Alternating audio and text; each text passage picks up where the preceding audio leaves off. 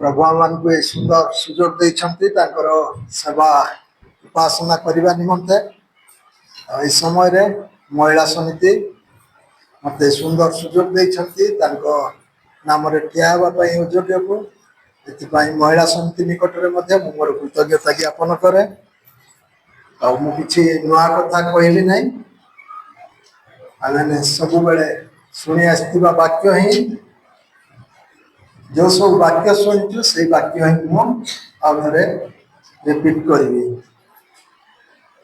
प्रार्थना करवा।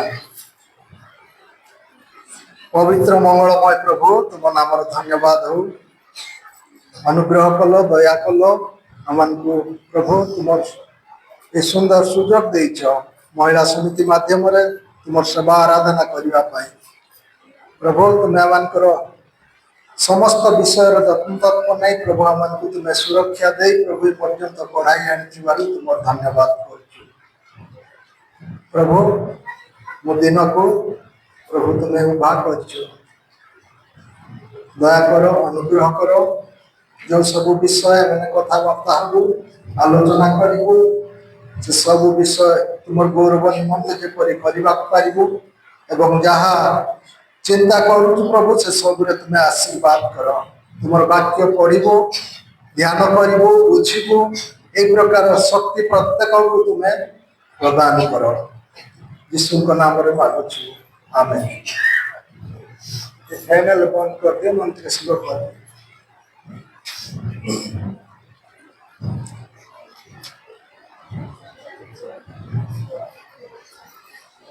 बेरा फैन टी स्लो कर दियो एटा शब्द हो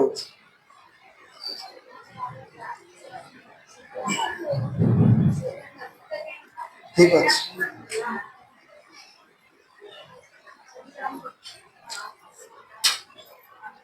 गत काली आम कौन पालन कलु पिला माने हाँ स्वाधीनता दिवस कौन पाई केते वर्षर पालन कलु 80 वर्ष नहीं कि भारत स्वाधीन हो 80 वर्ष लेला महाआडंबर सारा भारत रे प्रति अनुष्ठान रे पालन करागला ता पूर्व भारत कौन थिला पराधीन थिला भारत पराधीन थिला का अधीन में थिला ब्रिटिश मानकर अधीन में थिला केते वर्ष से माने आपको शासन कले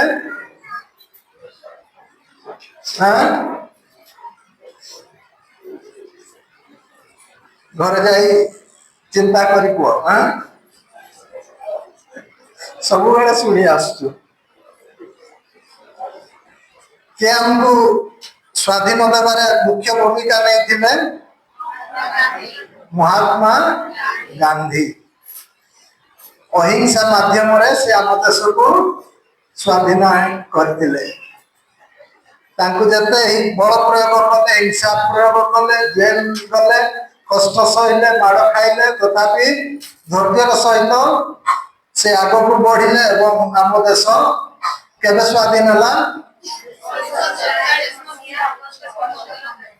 स्वाधीन है नहीं कि 1947 मसीह आम बड़ खुशी आम बड़ खुशी जे आम स्वाधीन भारतर नागरिक अटू पराधीन हेले जन को अधीन थे बहुत कष्ट लगे ना नहीं निजे जदि स्वाधीन होगा जोटा इच्छा से करवा आमको लगाम भय इच्छा अनुसार आनंद स्वतःस्फूर्त भाव में आम कार्य कर चलवा यहाँ स्वाधीनतार कौन चाखिबार गुण स्वाधीनतार चाखिबार गुण स्वाधीनता पाइले कौन है से सब आनंद आम शिखि था ठीक से इस्राएल लोक मैंने का अधीन काम करते को राजा अधीन केते वर्ष बंदित्व अवस्था थिले 40 वर्ष केते वर्ष थिले हां पाटिगिरी कोटी के हां 300 वर्ष ठीक के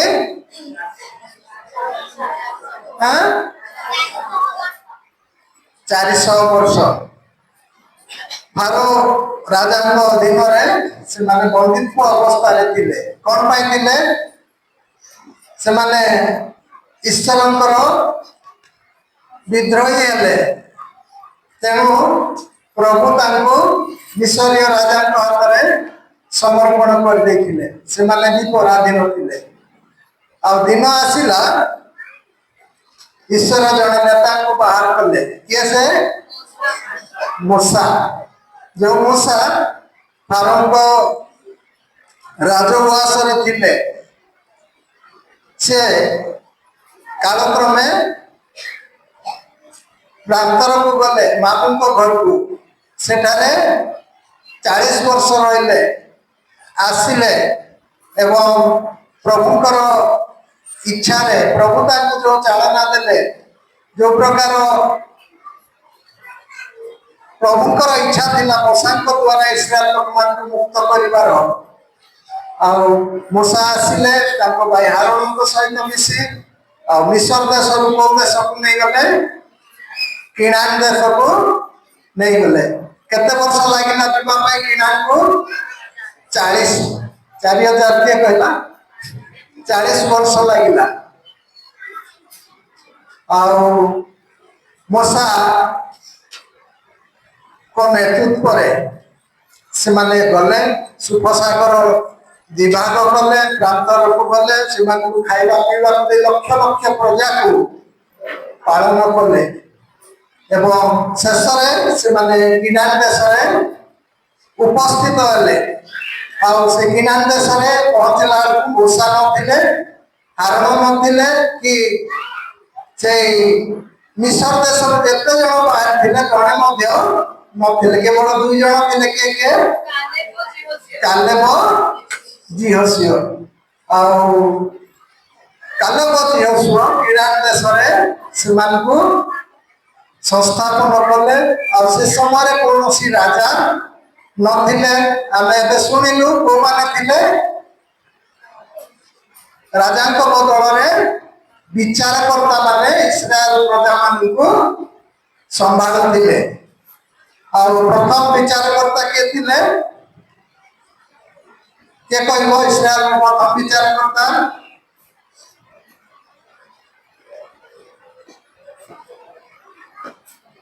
एक और 7 टिके पढ़ी दियो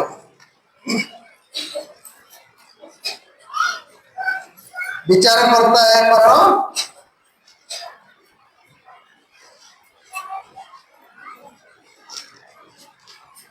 एथिरे ओतनिमेष कहिला एथिरे ओतनिमेष 3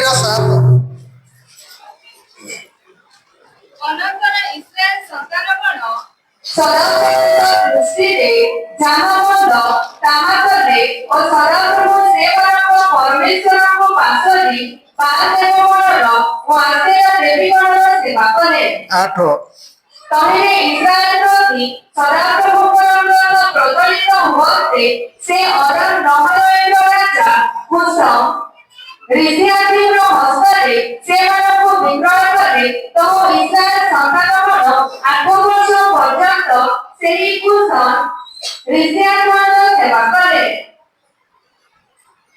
9 ए उन्नारे इस्राएल संतानगण सदाप्रभुଙ୍କ ନିକଟରେ କ୍ରନ୍ଦନ କରନ୍ତେ ସଦାପ୍ରଭୁ ଇସ୍ରାଏଲ संतानगण ପାଇଁ କାଲେବର ଘନିଷ୍ଠ ଭ୍ରାତା କନସ୍ର ପୁତ୍ର ଅଦ୍ନିଏଲକୁ ଉଦ୍ଧାର କର୍ତ୍ତା ରୂପେ ଉତ୍ପନ୍ନ କଲେ ଓ ସେ ସେମାନଙ୍କୁ ଉଦ୍ଧାର କଲେ। प्रथम विचारकर्ता किए थिले ओतनिएल इंग्रेजी रे ओतनिएल बोली लेखा अछि आ द्वितीय विचारकर्ता हले एबे हमें सुनिलु के एहुद आठ रु 30 जाए लेखा अच्छी तृतीय विचार करता है चार पर्व आरंभ करू मु कहीं सब बुले पके माने प्रभुଙ୍କର दासी प्रार्थना सभा जहाँ कहते ताही मु रिपीट कर बुझे कि आउ किसी कहबार ना केवल प्रश्न पचारि एवं आम मैंने आज उपासना को सांग करने को जीवा का विषय आम शुणिलु आगे दोबरा प्रभुकर दासी अति उत्तम भाव आमको शुणाई जहाँकि विचारकर्ता 4 अध्याय और 5 अध्याय अच्छी से सब मुझे लिखि रखिली प्रभुकर दासी जो सब कहले मत बहुत भल लगे बहुत शिखा पाइली लिखि रखिली केतटा पॉइंट कहले के जान पिला माने के जान नहीं कि से परिश्रमी थिले आ कौन थिले मत भी मन न रही लिखि रखी कहूँ सामूहिक भाव में कार्य करने को पसंद करते शत्रु प्रति तांकर दृष्टि थिला आ से जड़े नारी थिले नहीं कि नारी एकाधार से विचार करता थिले से जड़े आ कौन थिले केवल जो गोटे विचार करता थिले कि आ कौन थिले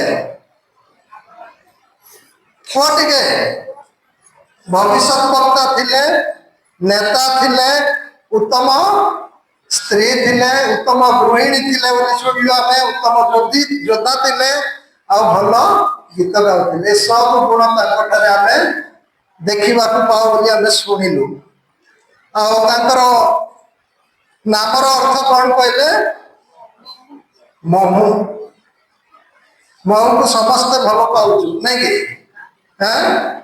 भल पाऊ ना नहीं मुझे पढ़ेबी ना कहीं आम पढ़ी सारी मुझे पढ़े समय बर्बाद करने चाहूना महु को आम समस्ते भल पाऊ सीटा केमती लगे मिठा लगे बाइबल में जन ना मिठा कोई ना तार ना मधुर बोली मत न डाक बोली अच्छी से कहले कहीदेव नहीं कि नाम नयमी नयमीर नाम है मिठा दोबर नाम महु महूर गुण केतटा आम शुणिलु कौन कौन गुण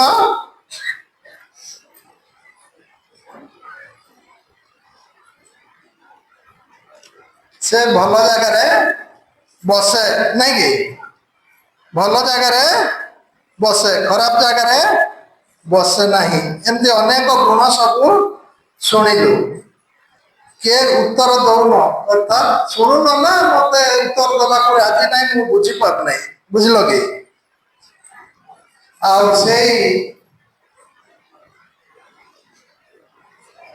दोबरा जे कि बाइबल जड़े मात्र विचारकर्त्री बाइबल जड़े मात्र महिला विचारकर्त्री प्रभु नियुक्त करते इस्राएल देशर शासन भार बुझा से समय राजा कहीं नथिले विचारकर्ता माने से देशर सब विषय संभाली नौले विचारकर्ता माने कोठी बसंती गादी रे बसंती जदि हम जीवे कोर्ट को जज माने कोठी बसले गोटे उच्च जगह थी से माने कौन करेंगे ना न्याय देवे कौन करेंगे न्याय देवे दोषी को पनिशमेंट देवे से जदि भूल करेंगे कौन करेंगे केते वर्ष जेल दंड शुणाइबे नले अर्थदंड शुणाइबे एई प्रकार विचारकर्ता माने किंतु एटी जो विचारकर्ता को आम देखिलु से को गछ मूले बसथिले को गछ मूले खजुरी की ना से ना तांकर जो ना से खजुरी गछ मूले बसथिले दोबरा खजुरी वृक्ष मूले से बसथिले एवं से कौन करथिले ना इस्राएल लोक मानकर विचार କରୁଥିଲେ।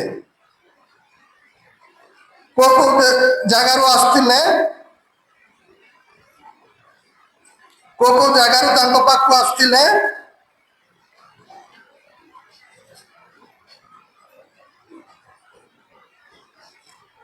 ବାଇବେଲ ଦେଖି ହେଲେ ଟିକେ କୁହ, ନା ଘରକୁ ଯାଇ ପଢିକିରି ଆସି କହିବ?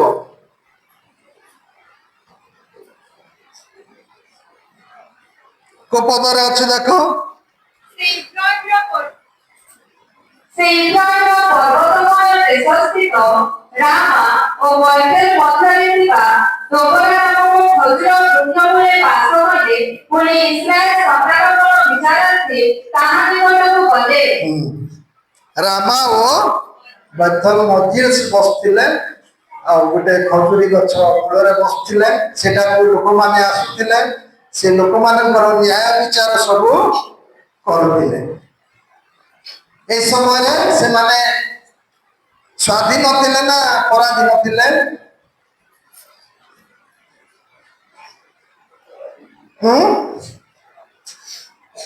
ସ୍ୱାଧୀନ ଥିଲେ ନା ପରାଧୀନ ଥିଲେ? ସ୍ୱାଧୀନ ଥିଲେ, ପରାଧୀନ ଥିଲେ। କୋଉ ରାଜା ଅଧୀନରେ ସେମାନେ ଥିଲେ?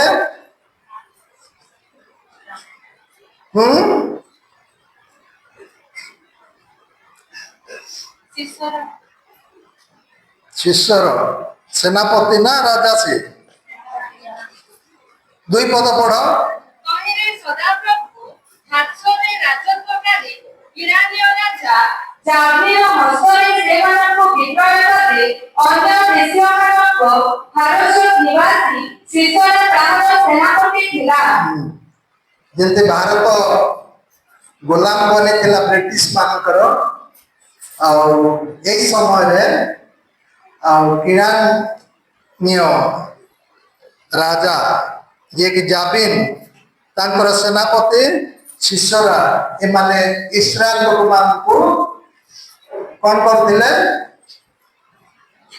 ନିଜ ଅଧୀନରେ ରଖିଥିଲେ, ଗୋଲାମ କରି ରଖିଥିଲେ, ଦାସତ୍ୱ କରି ରଖିଥିଲେ।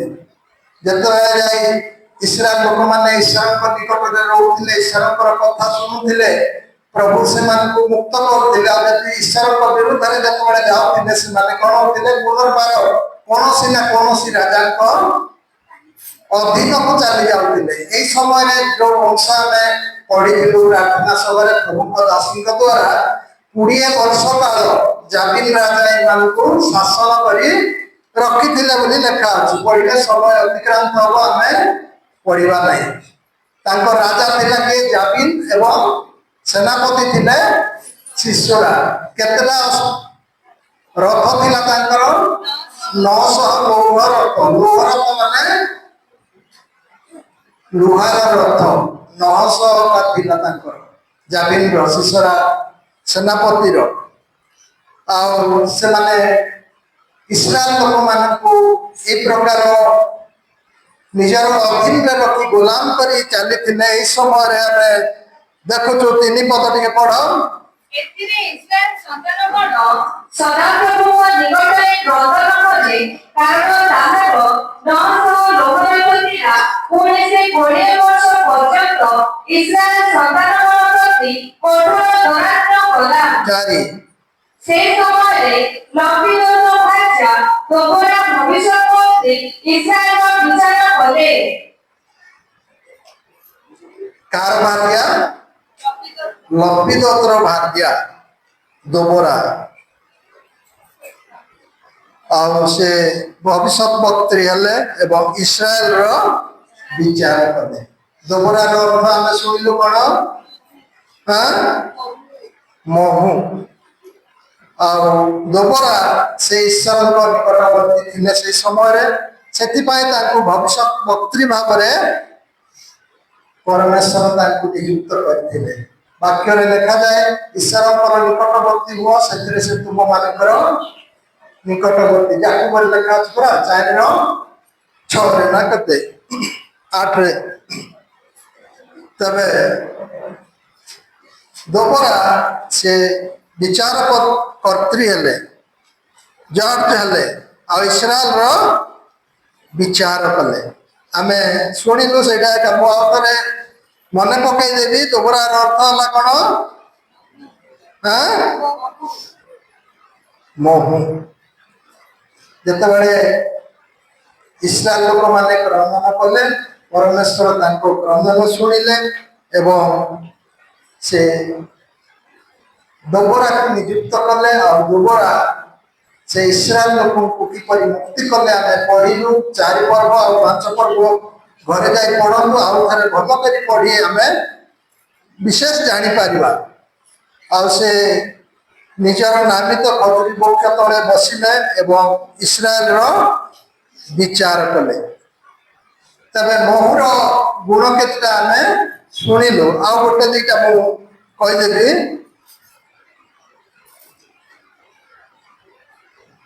ମହୁ କଣ କରେ ନା ନିଜର ନେତାଙ୍କୁ ଅନୁସରଣ କରେ।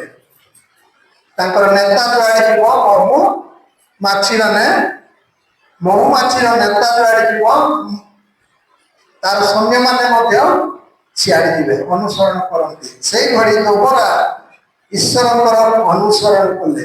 ମହୁମାଛି ଯେପରି ନିଜ ନେତାଙ୍କର ଅନୁସରଣ କରେ, ଦୋବରା ପରମେଶ୍ୱରଙ୍କର ଅନୁସରଣ କଲେ। ପରମେଶ୍ୱରଙ୍କ କଥା ଅନୁଯାୟୀ ଚାଲିଲେ, ତାଙ୍କର ପାଖେ ପାଖେ ରହିଲେ, ତାଙ୍କର ନିକଟବର୍ତ୍ତୀ ହେଲେ। ସେଥିପାଇଁ ପରମେଶ୍ୱର ମଧ୍ୟ ତାଙ୍କ ନିକଟକୁ ଆସିଲେ ଏବଂ ସେ ଇସ୍ରାଏଲର ରାଜ୍ୟଭାର କିପରି ମୁକୁଳିବ ସେଥିପାଇଁ ତାଙ୍କୁ ଦାୟିତ୍ୱ ପ୍ରଦାନ କଲେ। ଦ୍ୱିତୀୟ ଗୁଣ ହେଲା ଯଦି ଆମେ କୌଣସି ଲୋକଙ୍କର ଅନୁକରଣ କରୁଛୁ କିଛି ଗୋଟେ ଲାଭ ଥିବ, ନାଇଁ କି? ଯଦି ଆମେ ଈଶ୍ୱରଙ୍କ ନିକଟକୁ ଯାଉଛୁ, ଈଶ୍ୱରଙ୍କର ଅନୁକରଣ କରୁଛୁ, ତେବେ ଆମର ଆତ୍ମିକ ଜୀବନର କଣ ହେବ? ଉନ୍ନତି ହେବ। ଯଦି ମଣ୍ଡଳୀ ଯେତେ ଆମେ ବସିଛୁ, ଆମେ ଯଦି ଈଶ୍ୱରଙ୍କର ନିକଟକୁ ଯିବା, ତେବେ ଆତ୍ମିକ ଜୀବନରେ ଆମେ କଣ ହେବା? ଉପକୃତ ହେବା। ଅନୁକରଣ କରିବା ବା ଅନୁସରଣ କରିବା ବା ଭାଗ ହେବା, ଏଇଟା ଗୋଟେ ଭଲ ଗୁଣ। ଈଶ୍ୱରଙ୍କର ନିକଟବର୍ତ୍ତୀ ଯଦି ଆମେ ହେବା, ନିଶ୍ଚୟ ଆମର ସେ ଆତ୍ମିକ ଜୀବନରେ ଉନ୍ନତି ଆସିବ। ଯଦି ଆମେ ଦୂରକୁ ଚାଲିଯିବା, ଆତ୍ମିକ ଜୀବନରେ ଆମେ ପତନ ହେଇଯିବା। ଆଉ ସେ ଆମେ ଶୁଣିଲୁ ସେ ମହୁମାଛି ମହୁ ଉତ୍ପନ୍ନ କରେ, ସେ ନିଜ ପାଇଁ ଉତ୍ପନ୍ନ କରେ ନାହିଁ। ସେ ନିଜେ ଖାଏ କି?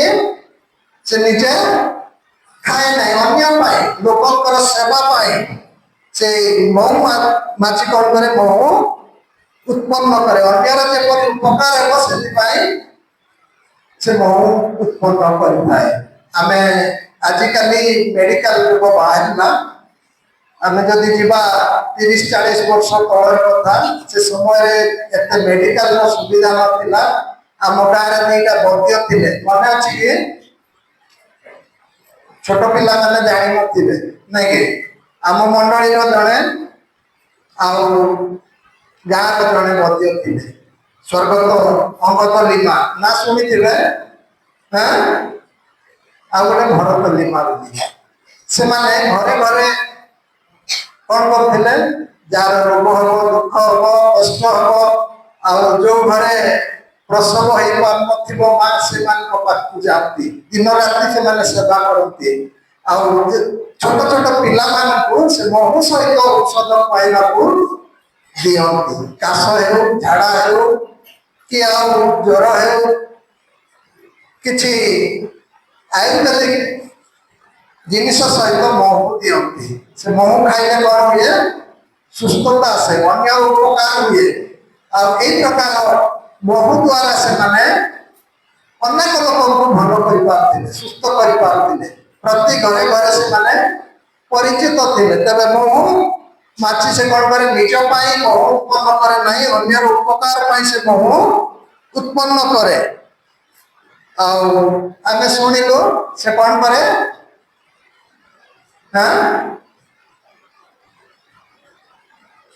ଆକ୍ରମଣ କରେ ବା ଦଂଶନ କରେ।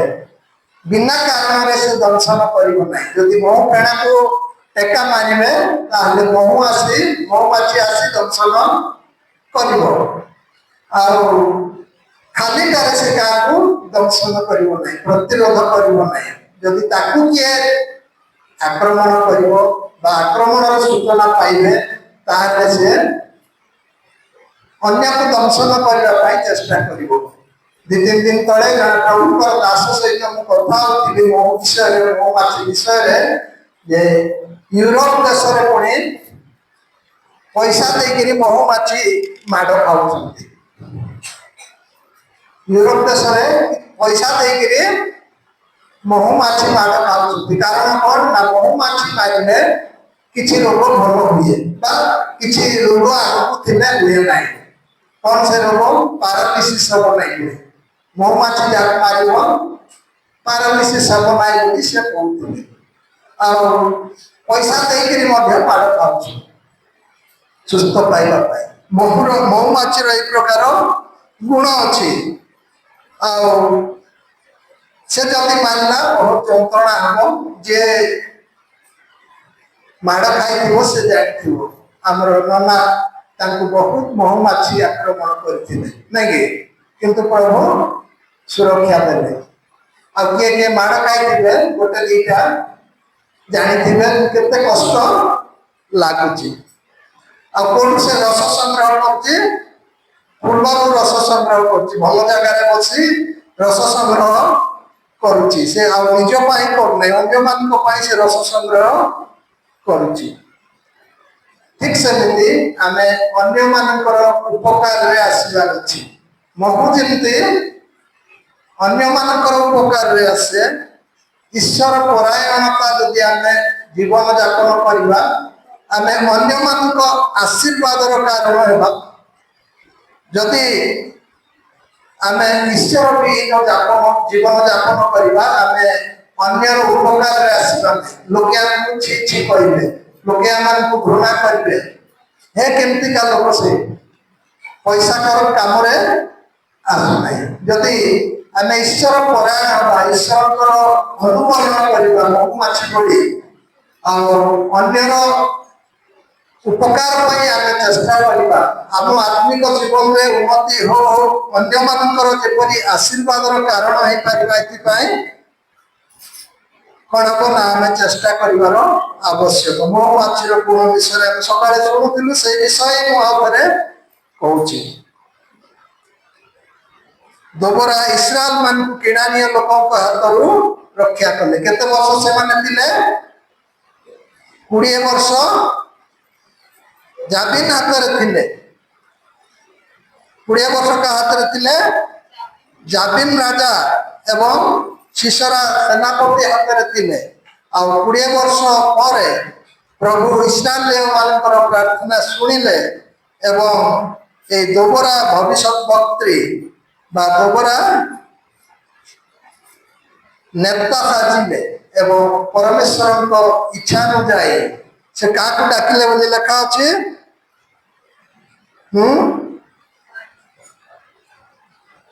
7 ପଦ 6-7 ପଦ। ଆଉ ସେ ଲୋକଙ୍କଠାରେ କେଦେଶ ନପ୍ତାଲିରୁ ଅଭିନୟଙ୍କ ପୁତ୍ର ବାରାକକୁ ଡକାଇ କହିଲେ, ସଦାପ୍ରଭୁ ଇସ୍ରାଏଲର ପରମେଶ୍ୱର କି ଆଜ୍ଞା ଦେଇ କହିନାହାନ୍ତି ଯେ ତାବୋର ପର୍ବତକୁ ଯାଅ, ପୁଣି ଆପଣ ସଙ୍ଗେ ନପ୍ତାଲି ସନ୍ତାନ ଓ ସବୁଲ ସନ୍ତାନଙ୍କର 10,000 ଲୋକଙ୍କୁ କଢାଇ ଦିଅ। କହିଲେ, ଆମ୍ଭେ ଜାବିନର ସେନାପତି ସିସରାକୁ ଓ ତାହାର ରଥ ଓ ଜନତାକୁ କିଶୋର ନଦୀ କତିକି ତୁମ ନିକଟକୁ କଢାଇ ଆଣିବା ଓ ଆମ୍ଭେ ତାହାକୁ ତୁମ ହସ୍ତରେ ସମର୍ପଣ କରିବା। ଏହି ସବୁ ଭିତର ଦେଇ ପ୍ରଭୁ ଇସ୍ରାଏଲ ଲୋକମାନଙ୍କୁ ସେଦିନ ରକ୍ଷା କରିଥିଲେ। ମୂଳ ବିଷୟ ହେଲା ଦୋବରା, ନାଇଁ କି? ଦୋବରା କିପରି ଇସ୍ରାଏଲ ଲୋକମାନଙ୍କୁ ସେବା କରୁଥିଲେ, ତାଙ୍କର ବିଚାର କରୁଥିଲେ, ଭବିଷ୍ୟତ ବାକ୍ୟ ପ୍ରଚାର କରୁଥିଲେ, ଈଶ୍ୱରଙ୍କ ବାକ୍ୟ ଶୁଣି ଲୋକଙ୍କ ନିକଟରେ ଆଣି ପହଞ୍ଚାଉଥିଲେ ଏବଂ ତଦ୍ୱାରା ଆଜି ଇସ୍ରାଏଲ ଲୋକମାନେ 20 ବର୍ଷ ପରେ ମୁକ୍ତି ହେବାକୁ ଯାଉଛନ୍ତି ବା ମୁକ୍ତି ହେଲେ। ତେଣୁ ଆମର ଚିନ୍ତାଧାରା ହେଲା ମହୁମାଛି ପରି ଆମେ ହେବା, ଅନ୍ୟର ଉପକାରରେ ଆସିବା, ଅନ୍ୟକୁ କଷ୍ଟ ଦେବା ନାହିଁ, ଅନ୍ୟର ଉପକାର କରିବା। ଆଉ ଆମେ କ'ଣ କରିବା ନା ଈଶ୍ୱରଙ୍କର ଅନୁଗାମୀ ହେବା। ଈଶ୍ୱର ଯେ ଆମଙ୍କର ଲିଡର, ଈଶ୍ୱର ଯେ ଆମଙ୍କର ରକ୍ଷକ, ଈଶ୍ୱର ଯେ ଆମଙ୍କର ତ୍ରାଣକର୍ତ୍ତା, ତାଙ୍କ ପଛେ ପଛେ ଯଦି ଯିବା ତେବେ ଏଇ ସବୁ ଗୁଣ ଆମେ ପାଇବା। ଆଉ ତାଙ୍କର ଆଉ ଗୋଟେ ଗୁଣ ହେଲା ଦୁର୍ବଳାଙ୍କର ଯେ ସେ ଆଜ୍ଞା ପାଳନକାରୀ। ପରମେଶ୍ୱର ତାଙ୍କୁ ଯାହା କହିଲେ ତାହା ସେ ପାଳନ କଲେ। ପରମେଶ୍ୱର କହିଲେ ତାଙ୍କୁ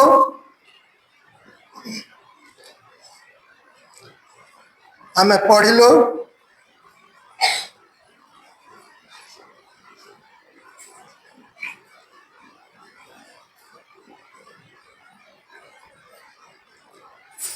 ପରମେଶ୍ୱର ତାଙ୍କୁ କହିଲେ ତୁମେ ଯାଅ ଏବଂ 10,000 ସୈନ୍ୟକୁ କଣ କର, ତିଆରି କର। ସେମାନେ ଯିବେ ସେଇ ପର୍ବତମୟ ଦେଶକୁ ଯିବେ ଏବଂ ସେଠାରେ ଯୁଦ୍ଧ କରିବେ। ଜାବିନ ସହିତ ଆମେ ତାଙ୍କୁ ପଠେଇବା ତୁମ ପାଖକୁ, ଆଉ ସେଠାରେ ସେ ଯୁଦ୍ଧରେ ଆମେ ତାଙ୍କୁ କଣ କରିବା, ପରାସ୍ତ କରିବା। କି ରୂପେ ପରାସ୍ତ କଲେ ଆମେ ପ୍ରାର୍ଥନା ସଭାରେ ଭଲ ଭାବରେ ଶୁଣିଛୁ। ଆଉ ସେଥିପାଇଁ ଦୋବରା ସେ ଆଜ୍ଞା ମାନିବା ଲୋକ। ଯଦି ଆମେ ଈଶ୍ୱରଙ୍କର ଆଜ୍ଞା ମାନିବା ଆଉ ତାହା ପାଳନ କରିବା, ଆମେ କଣ ହେବା ନା ମନ୍ଦତାରୁ ଆମେ ବିମୁଖ ହେବା, ଆମେ ମନ୍ଦରୁ ମୁକ୍ତ ହେବା, ଆମେ ମୁକ୍ତିର କାରଣ ହେଇପାରିବା। ଦ୍ୱିତୀୟ ବିଷୟ, ସେ ଉତ୍ସାହରେ ଭରିଥିବା ଗୋଟେ ମହିଳା ଥିଲେ। ତାଙ୍କ ଜୀବନରେ ଉତ୍ସାହ ଥିଲା। ସେ ଉତ୍ସାହର ସହିତ ସେ ଈଶ୍ୱରଙ୍କର କଥାକୁ ମାନିଲେ। ଆମେ ଯଦି ଦେଖିବା କୌଣସି ଲୋକ ବା ପରମେଶ୍ୱର ଯୋଗ୍ୟତା ଥିବା ଲୋକ କେବେ ବାଛନ୍ତି ନାହିଁ। ସେ ଯାହାକୁ ବାଛନ୍ତି ସେ ଯୋଗ୍ୟତାଧାରୀ ହେଇଯାନ୍ତି। ଆଉ ସେ ଯାହାକୁ ସିଦ୍ଧ କରନ୍ତି ସେ ସିଦ୍ଧ ହୁଅନ୍ତି। ସିଦ୍ଧ ଲୋକ କେବେ ଈଶ୍ୱର ସିଦ୍ଧ ଲୋକଙ୍କୁ ବାଛନ୍ତି ନାହିଁ। ଆମେ ଦେଖିବା ମୂଷାଙ୍କ ବିଷୟରେ। ମୂଷା ସେ ଇସ୍ରାଏଲ ଲୋକମାନଙ୍କୁ କଣ କଲେ, ମିଶର ଦେଶରୁ ବନ୍ଦିତ୍ୱ ଅବସ୍ଥାରୁ ମୁକୁଳେଇକିରି ନେଲେ। ସେ ଯୋଗ୍ୟତା ଥିଲା କି ତାଙ୍କର? ଯେତେବେଳେ ପରମେଶ୍ୱର ତାଙ୍କୁ କହିଲେ ଯାଅ ତମେ ସେ ଆମର ଇସ୍ରାଏଲୀୟ ଲୋକମାନଙ୍କୁ କଣ ମୁକ୍ତ କରି ଆଣ, ସେ କେତେ ବାହାନା କଲେ ନାଇଁ କି, ମୁଁ କଥା କହି ଜାଣେ ନାହିଁ, ମୁଁ ଯାଇପାରିବି ନାହିଁ, ଆଉ ଅନ୍ୟ କାହାକୁ ହେଲେ ପଠାଅ। କିନ୍ତୁ ଈଶ୍ୱର ତାଙ୍କୁ ଯୋଗ୍ୟ କଲେ, ଯଦ୍ୱାରା ସେ ଯୋଗ୍ୟ ଗଣିତ ହେଲେ। ଦାଉଦ କେମିତି ଥିଲେ ନା ଗୋଟେ ପର୍ବତରେ ରହିକରି ମେଷ ଚଳଉଥିଲେ। ସେ କେବେ ରାଜା ହେବେ ବୋଲି ଭାବିଥିଲେ କି ନାଇଁ, ପରମେଶ୍ୱର ତାଙ୍କୁ ବାଛିଲେ ଯଦ୍ୱାରା ସେ ରାଜ ସିଂହାସନରେ ବସିବାକୁ ପାରିଲେ। ଈଶ୍ୱର ଯାହାକୁ ବାଛନ୍ତି ସେ ଯୋଗ୍ୟ ହୁଅନ୍ତି, ସେ ସିଦ୍ଧ ହୁଅନ୍ତି। ସେଦିନ ଜଣେ ମହିଳାକୁ ପରମେଶ୍ୱର ବାଛିଥିଲେ। ସେ ସମୟରେ ମହିଳା ମାନଙ୍କର ଆସନ ନିଚରେ ଥିଲା। ମହିଳା ମାନଙ୍କୁ କୌଣସି ଦାୟିତ୍ୱ ଦିଆଯାଉନଥିଲା ଏ ପ୍ରକାର ଧର୍ମ ସଂକ୍ରାନ୍ତୀୟ ଦାୟିତ୍ୱ। କିନ୍ତୁ ପରମେଶ୍ୱର ସେଦିନ এই ମହିଳାକୁ, এই ଦୋବରାକୁ ସେ କଣ କଲେ, ବାଛିଲେ। କୋଉଠି ସେ ପଢିଥିଲେ ତାଙ୍କୁ ଯୋଗ୍ୟ ଗଣିତ କଲେ, ତାଙ୍କୁ ଗୋଟେ ବିଚାରକର୍ତ୍ରୀ ଭାବେ ନିଯୁକ୍ତି କଲେ, ତାଙ୍କୁ ଗୋଟେ କଣ ଭବିଷ୍ୟତ ବକ୍ତ୍ରୀ ଭାବରେ ନିଯୁକ୍ତି କଲେ ଏବଂ ଇସ୍ରାଏଲରେ 20 ବର୍ଷ ପରାଧୀନ ଅବସ୍ଥାରେ ଥିବା ଲୋକମାନଙ୍କୁ ମୁକ୍ତ କରିବା ପାଇଁ ସେ ତାଙ୍କୁ ବାଛିଲେ। ତେଣୁ ଈଶ୍ୱର କଣ କରନ୍ତି ନା ଯୋଗ୍ୟତା ଦେଖନ୍ତି ନାହିଁ। ସେ ଯାହାକୁ ବାଛନ୍ତି ସେ ତାକୁ ଯୋଗ୍ୟତା କରିଦିଅନ୍ତି। ସେ ଯାହାକୁ ସିଦ୍ଧ କରନ୍ତି ସେ ଲୋକ ସିଦ୍ଧ ହୁଏ। ସିଦ୍ଧ ଲୋକକୁ ଈଶ୍ୱର ବାଛନ୍ତି ନାହିଁ।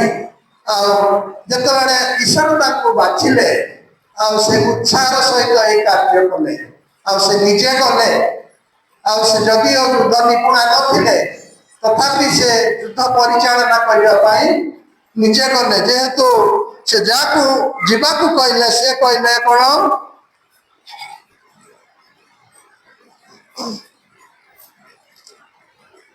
7 ପଦରେ ତହିଁରେ ଆମ୍ଭେ ଜାବିନର ସେନାପତି ସିସରାକୁ ଓ ତାହାର ରଥ ଓ ଜନତାକୁ କିଶୋନ ନଦୀ କତିକି ତୁମ୍ଭ ନିକଟକୁ କଢାଇ ଆଣିବା ଓ ଆମ୍ଭେ ତାହାକୁ ତୁମ୍ଭ ହସ୍ତରେ ସାହାଯ୍ୟ କରି ସମର୍ପଣ କରିବା। ତ ବାରାକ ତାଙ୍କୁ କହିଲା ତୁମେ ଯେବେ ମୋ ସଙ୍ଗେ ଯିବ ତେବେ ମୁଁ ଯିବି, ମାତ୍ର ତୁମେ ମୋ ସଙ୍ଗେ ନ ଗଲେ ମୁଁ ଯିବି ନାହିଁ। 6 ପଦରେ ଦେଖୁଛୁ ଯେ ବାରାକକୁ କହୁଛନ୍ତି ଦୋବରା ଯେ ତୁମେ ଯାଅ ଇସ୍ରାଏଲର 10,000 ପ୍ରଜାକୁ ତୁମେ ସଂଗ୍ରହ କର। ବାରାକ କହୁଛନ୍ତି ତୁମେ ନ ଗଲେ ମୁଁ ଯିବି ନାହିଁ। ଆଉ ସେ ନିଶ୍ଚୟ ଗଲେ ଏବଂ କହିଲେ ତୁମ ଦ୍ୱାରା ଜୟ ହେବ ନାହିଁ, ଯଦିଓ ଆଉ ଜଣେ ମହିଳା ଦ୍ୱାରା ହେବ, ଯାହାକି ଆମେ ସକାଳେ ପଢୁଥିଲୁ। ତେବେ ଏଇ ଦୋବରା ଉତ୍ସାହର ସହିତ ଈଶ୍ୱରଙ୍କ କାର୍ଯ୍ୟ କରିବା ପାଇଁ ଆଗେଇ ଆସିଥିଲେ।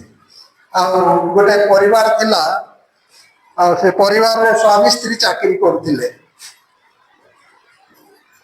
ପରିବାରର କାମ ସରି ଆସିଲା ପରେ ସ୍ତ୍ରୀ ଘରର କାମ ସବୁ କରୁଥିଲେ, ଯଦ୍ୱାରା ସେ ଚିଡଚିଡା ହଉଥିଲେ। ଆଉ ସବୁବେଳେ ସ୍ୱାମୀ ସ୍ତ୍ରୀ ଭିତରେ ଝଗଡ଼ା ଲାଗୁଥିଲା। ଝଗଡ଼ା ଏତେ ରୂପକୁ ନେଇଗଲା ଯେ ସେମାନେ ଭବିଷ୍ୟତରେ କ'ଣ ହେଇଗଲେ ନା ତଲାକ ଦିଆଦି ହେଇଗଲେ, ଅର୍ଥାତ୍ କ'ଣ ହେଇଗଲେ ଛାଡ଼ପତ୍ର ଦିଆଦି ହେଇଗଲେ। ଏଠି ଆମେ ଦେଖୁଛୁ ଯେ ଦୋବରା ଉତ୍ସାହର ସତ୍ୟ କାର୍ଯ୍ୟ କଲେ। ତାର ସ୍ୱାମୀ କ'ଣ କି ନା ତାର ନା ଲପିତ, ସେ ତାଙ୍କ କାର୍ଯ୍ୟରେ ସାହାଯ୍ୟ କଲେ। ଆଉ ମୁଁ ସ୍ୱାମୀ ଲୋକ ମତେ ଛାଡ଼ି ଦେଇକିରି ପ୍ରଭୁ ମୋର ସ୍ତ୍ରୀକୁ ଗୋଟେ ଭବିଷ୍ୟତ ବକ୍ତା କରିଦେଲେ, ଗୋଟେ କ'ଣ କରିଦେଲେ ନା ପ୍ରଫେଟ କରିଦେଲେ। এইটা ସେ ମାନିଲେ ନାହିଁ। ପ୍ରଭୁ ତାଙ୍କ ସ୍ତ୍ରୀଙ୍କୁ ଯେଉଁ କାର୍ଯ୍ୟ ଦେଲେ ସେଇ କାର୍ଯ୍ୟରେ ସେ ତାଙ୍କ ସ୍ତ୍ରୀଙ୍କୁ ସହଯୋଗ କରିଥିଲେ।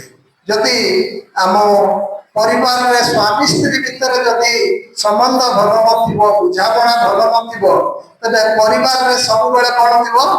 ଅଶାନ୍ତି ବୁଝୁଥିବ। ପରିବାରରେ ସବୁବେଳେ ଝଗଡ଼ା ବୁଝୁଥିବ। ସ୍ୱାମୀ ହେଲେ ଚିଡ଼ଚିଡ଼ା ହଉଥିବେ, ନହେଲେ ସ୍ତ୍ରୀ ହେଲେ ଚିଡ଼ଚିଡ଼ା ହଉଥିବେ ପ୍ରତି କଥାରେ। କିନ୍ତୁ ଏଇଠି ଦେଖୁଛୁ ଆଉ ଏଇ ଦୋବରା ଉତ୍ସାହର ସହିତ କାର୍ଯ୍ୟ କଲେ ଏବଂ ତାଙ୍କୁ ସହଯୋଗ କରିଥିଲେ ତାଙ୍କର ସ୍ୱାମୀ ଲପିତ। ସେ ଯାଇକିରି ସେ ଖବର ଦେଲେ କାହାକୁ ନା ବାରାକକୁ। ଆଉ ସେ ବାରାକ ତାଙ୍କ କଥା ଶୁଣି ଆସିଲେ ଏବଂ 10,000 ସୈନ୍ୟଙ୍କୁ ଯୋଗାଡ଼ କରି ଯୁଦ୍ଧକୁ ଗଲେ। ପ୍ରଭୁ 10,000 ସୈନ୍ୟଙ୍କୁ ଆମେ ମଧ୍ୟ ଯୁଦ୍ଧ କରିପାରିଥାନ୍ତେ। ଜଣେ ଲୋକ 10,000 ସୈନ୍ୟ ବାହାର କରିଥିଲେ, କିନ୍ତୁ ପ୍ରଭୁ ତାକୁ ଅନୁମତି ଦେଲେ ନାହିଁ। କିଏ ସେ?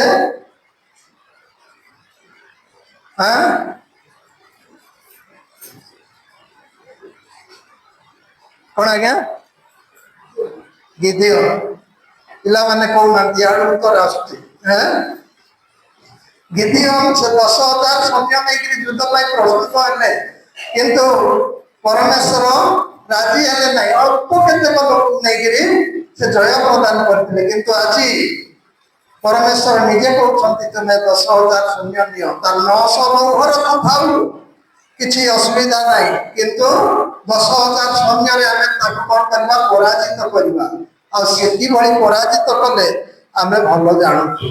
ତେବେ এই ଯୁଦ୍ଧ ବିଷୟରେ ଆମର ଗୋଟେ କଥା ଯେ ଆମେ ମଧ୍ୟ ସବୁବେଳେ ଯୁଦ୍ଧ ଲଢୁଛୁ। କି ଯୁଦ୍ଧ? ଆତ୍ମିକ ଯୁଦ୍ଧ। ଅନେକ ସମୟରେ ଆମେ ନିଜେ ନିଜ ପାଇଁ ଯୁଦ୍ଧ ଲଢୁଛୁ। ଆମର ଶରୀର ଏବଂ ଆତ୍ମା ଆମକୁ ସବୁବେଳେ ଯୁଦ୍ଧରେ ଲଗେଇଥାନ୍ତି। ଶରୀର କହୁଥିବ এইটা কর, সেইটা কର, এইটা ଭଲ, ସେଇଟା ଭଲ, ନାଇଁ କି? ଆଉ ଆତ୍ମା କହୁଥିବ କ'ଣ? ସେଟା କଲେ ଭଲ ନାହିଁ, ସେଟା କଲେ ତୁ ପାପରେ ପଡ଼ିବୁ।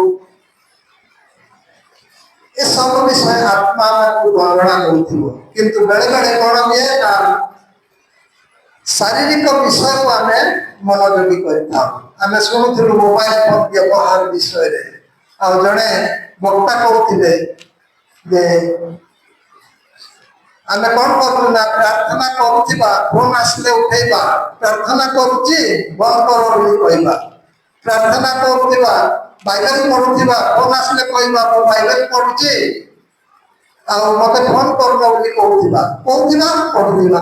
ପ୍ରାର୍ଥନା କରୁଥିବା, ଯଦ୍ୱାରା ପ୍ରାର୍ଥନାର ମୂଲ୍ୟ ରହୁଛି କି ସେଠି ଯେତେବେଳେ ଆମେ ପ୍ରାର୍ଥନା କରିବା ନିଜର ମୋବାଇଲ ଫୋନକୁ କଣ କରିବା ଅନ୍ତତଃ ସାଇଲେଣ୍ଟ ମୋଡରେ ରଖିବା ଆଉ ପ୍ରାର୍ଥନା ପରେ କି ବାକ୍ୟ ଅଧ୍ୟୟନ ପରେ ଆମେ କଣ କରିବା ନା ପୁନର୍ବାର ଫୋନକୁ ଆମେ ବ୍ୟବହାର କରିପାରିବା ତେବେ ଆମର ଯୁଦ୍ଧ ଏଇ ମର୍ତ୍ତ୍ୟ ବିରୁଦ୍ଧରେ ନୁହେଁ ଏଫିସି ରେ ଲେଖା ଅଛି 6:12 ଟିକେ ପଢିଦିଅ ଶେଷ କଥା କାରଣ ଆମ୍ଭମାନଙ୍କ ଯୁଦ୍ଧ ମର୍ତ୍ତ୍ୟ ବିରୁଦ୍ଧରେ ନୁହେଁ କିନ୍ତୁ ଆଧିପତ୍ୟ ବିରୁଦ୍ଧରେ କଣ୍ଟକ ବିରୁଦ୍ଧରେ ଏହି ଅନ୍ଧକାରର ଜଗତ୍ପତିମାନଙ୍କ ବିରୁଦ୍ଧରେ ପୁଣି ଆକାଶ ମଣ୍ଡଳର ଦୁଷ୍ଟାତ୍ମାମାନଙ୍କ ବିରୁଦ୍ଧରେ ଆମର ଯୁଦ୍ଧ କା ବିରୁଦ୍ଧରେ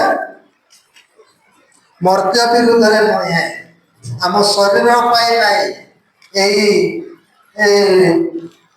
କଣ ନା ଦେଶ ପରାଧୀନ ହେଇଥିଲା ସ୍ୱାଧୀନ ହବ ଏଇଥିପାଇଁ ନାହିଁ ଆମର ଯୁଦ୍ଧ କଣ ପାଇଁ ନାହିଁ ନା ନିଜର ଶାରୀରିକ ଅଭିଳାଷ ନିମନ୍ତେ କେବେ ହେଲେ ଆମେ ଯୁଦ୍ଧ କରିବା ନାହିଁ ଶାରୀରିକ ସୁଖ ନିମନ୍ତେ ଆମେ କେବେ ହେଲେ ଯୁଦ୍ଧ କରିବା ନାହିଁ ଆମର ଯୁଦ୍ଧ ହେଲା କୋ ବିରୁଦ୍ଧରେ କର୍ତ୍ତାପଣ ଆଧିପତ୍ୟ ବିରୁଦ୍ଧରେ କର୍ତ୍ତାପଣ ବିରୁଦ୍ଧରେ ଏହି ଅନ୍ଧକାରର ଜଗତ୍ପତି ମାନଙ୍କ ବିରୁଦ୍ଧରେ ପୁଣି ଆକାଶ ମଣ୍ଡଳର ଦୁଷ୍ଟାତ୍ମା ମାନଙ୍କ ବିରୁଦ୍ଧରେ ସେଦିନ ଦୋବରା ସେ ଜାବିନ ରାଜାର ବିରୁଦ୍ଧରେ ଯୁଦ୍ଧ କରି ଜୟୀ ହେଇଥିଲେ ଈଶ୍ୱର ତାଙ୍କୁ ଶକ୍ତି ପ୍ରଦାନ କଲେ ଏବଂ ଆହୁରି ଆମେ ଶୁଣିଲୁ ଯେ 40 ବର୍ଷ ଯାଇ ତାଙ୍କ ଦେଶ ସୁସ୍ଥିର ରହିଥିଲା କିନ୍ତୁ ଆଜି ଆମେ ଏଇ ଜାଗତିକ ଯୁଦ୍ଧ କରିବାର ଇଏରେ ନାହିଁ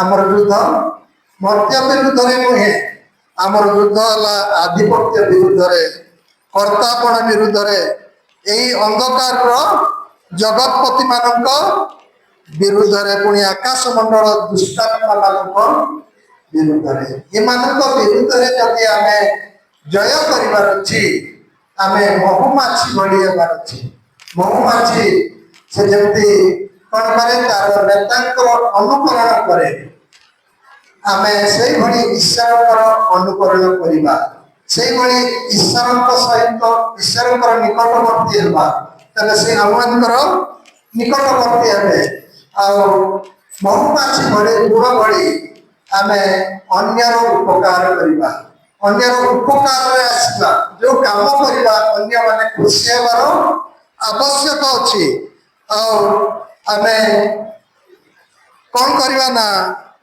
ଆଧିପତ୍ୟ ବିରୁଦ୍ଧରେ ଲଢିବାର ଅଛି ଶୈତାନର ଆଧିପତ୍ୟ ବିରୁଦ୍ଧରେ ଆମେ ଲଢିବାର ଅଛି ତାର କର୍ତ୍ତାପଣ ବିରୁଦ୍ଧରେ ଆମେ ଲଢିବାର ଅଛି ଅନ୍ଧକାରର ଜଗତପତି ମାନଙ୍କ ବିରୁଦ୍ଧରେ ଲଢିବାର ଅଛି ପୁଣି ଆକାଶ ମଣ୍ଡଳର ଦୁଷ୍ଟାତ୍ମା ମାନଙ୍କ ବିରୁଦ୍ଧରେ ଆମେ ଲଢିବାର ଅଛି ଆମର ଯୁଦ୍ଧ ଆତ୍ମିକ ଯୁଦ୍ଧ ଏଇ ଜାଗତିକ ଯୁଦ୍ଧ ନୁହେଁ ବର୍ତ୍ତମାନ ଯୁଦ୍ଧ ଚାଲିଛି ଅନେକ ଦେଶରେ ଆମେ ଶୁଣି ଆସୁଛୁ ରୁଷ ଆଉ ୟୁକ୍ରେନ ଯୁଦ୍ଧ ବର୍ଷ ବର୍ଷ ଧରି ଲାଗିଛି ୟୁକ୍ରେନ ଗୋଟେ ଛୋଟିଆ ରାଜ୍ୟ ଆଉ ରୁଷ ଭାବିଥିଲା 2 ଦିନରେ ରାଜ୍ୟକୁ ମୁଁ ଜୟ କରିଦେବି ୟୁକ୍ରେନକୁ କିନ୍ତୁ ଜୟ କରିପାରିଲା ନାହିଁ ଏବେ ପର୍ଯ୍ୟନ୍ତ ଲାଗିଛି ସେ ୟୁକ୍ରେନ ଛାଡୁ ନାହିଁ এই জগতর যুদ্ধ এই প্রকার জগতর যুদ্ধ আমি কଣ কରୁ ନା କ୍ଷୟକ୍ଷତି ହେବ ଜୀବନ ହାନି ହେବ ଧନ ସମ୍ପଦ ହାନି ହେବ ଏବେ ଯୁଦ୍ଧ ଚାଲିଛି ଆମେରିକା ଆଉ ଇରାନ ଆମେରିକା ଏଡ଼େ ଶକ୍ତିଶାଳୀ ରାଜ୍ୟ ଇରାନ ଉପରେ ସେ हमला କରୁଛି କିନ୍ତୁ ପାରୁନାହିଁ ଇସ୍ରାଏଲ ସହିତ ମିଶିକି ଯୁଦ୍ଧ କରୁଛି କିନ୍ତୁ ପାରୁନାହିଁ ସାମାନ୍ୟ ଇରାନ से कौन करती हरमुज प्रणाली बंद कर देले तेल लीटर 150 टका ही होची छोटिया देश से मानू नहीं ए जगतर दुख ए प्रकार मु बड़ा माने मु बड़ा इरे अमेरिका भी भागिला ईरान को 2 दिन में मु ध्वंस कर देली मोर अधिक को नहीं दिबी किंतु एकर पर से सफल ही पार नहीं ए जागतिक दुख ए प्रकार केबे में मनरे शांति देव नहीं मनरे अशांति हे धन जीवन क्षति हे किंतु आत्मिक युद्ध जो आम लड़वा आम आम जीवन में शांति पाइबा ये जगतपति अंधकार संतान विरुद्ध जदि आम लड़वा विरुद्ध जदि लड़वा ଆଉ କର୍ତ୍ତାପଣ ବିରୁଦ୍ଧରେ ଲଢ଼ିବା ପୁଣି ଦୁଷ୍ଟାତ୍ମା ମାନଙ୍କ ବିରୁଦ୍ଧରେ ଯଦି ଲଢ଼ିବା ଆଜି ଆମେମାନେ କ'ଣ ହେବା ସେଥିରେ ବିଜୟ ହେଲେ ଆମେ ଶାନ୍ତି ପାଇବା ଆମେ ସ୍ୱର୍ଗରାଜ୍ୟର ପ୍ରଜା ହେଇପାରିବା ଆମେ କ'ଣ ହେବା ନା ଈଶ୍ୱରଙ୍କର ପ୍ରଜା ହେଇପାରିବା ଏବଂ ଆମେ କ'ଣ ହେବା ନା ତାଙ୍କ ସହିତ ଲାଗି ରହିପାରିବା ଆଜି ଏହି ମହିଳା ସମିତିରେ ଜଣେ ମା ଦୁବରା ସେହି ପ୍ରକାର କାର୍ଯ୍ୟ କରିଥିଲେ ଆଜି ଶୁଣିଲୁ ସେଇଭଳି ଭାବେ ଆଜି ମା ମାନେ ଉଠନ୍ତୁ ଅନ୍ୟମାନଙ୍କର ଉପକାର କରନ୍ତୁ ଅନ୍ୟମାନଙ୍କର ଖୁସିର କାରଣ ହୁଅନ୍ତୁ ଅନ୍ୟମାନେ ଯେପରି ଆମକୁ ତୁଚ୍ଛ ନ ଦେଖିବେ ଏଥିପାଇଁ ଆମେମାନେ ଦୁର୍ବଳ